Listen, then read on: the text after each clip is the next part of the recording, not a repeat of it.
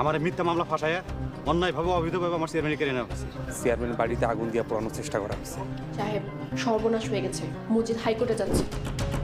আবারও সাহেব একা হয়ে গেল, তাকে ছেড়ে জিনাত চলে গেল উপরে। হ্যালো বন্ধুরা, আসসালামু আলাইকুম। কেমন আছেন সবাই? আশা করি সবাই ভালো আছেন। তো বন্ধুরা, আপনারা কিন্তু ইতিমধ্যে সাহেব নামে গোলাম নাটকের 11 নম্বর পর্ব দেখে ফেলেছেন।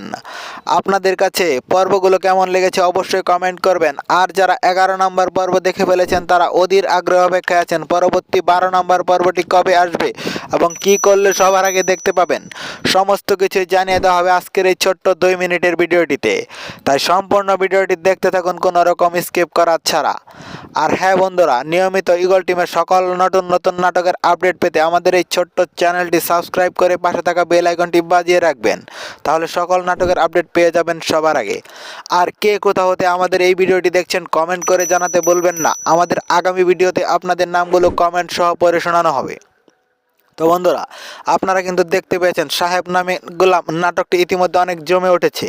যেই নাটকটিতে আপনারা দেখতে পেয়েছেন সাহেব বিয়ে করেছিল জিনাতকে, কিন্তু বাচ্চা হওয়ার সময় জিনাত বাচ্চা সহ মারা যায়। তো আবারও কিন্তু তাকে সেই সাদিয়া নিয়ে আসে চেয়ারম্যান বাড়িতে এবং একসাথে তারা বসবাস করতে শুরু করে। তো বন্ধুরা, আপনারা কি চান সাদিয়া এবং সাহেব আবারও এক হয়ে যাক, তাদের মধ্যে বিবাহ বন্ধনে আবদ্ধ হোক?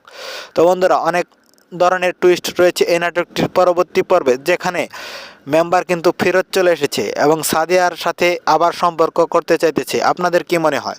তো বন্ধুরা, এই নাটকের পরবর্তী 12 নম্বর পর্বটি আসতে চলেছে আগামী শুক্রবার বিকেল 3টার সময় ইগল ইসলামিক নাটক ইউটিউব চ্যানেলে সবার আগে নাটকটি দেখতে পাবেন। তো বন্ধুরা, সবাই ভালো থাকবেন, সুস্থ থাকবেন। আল্লাহ হাফেজ।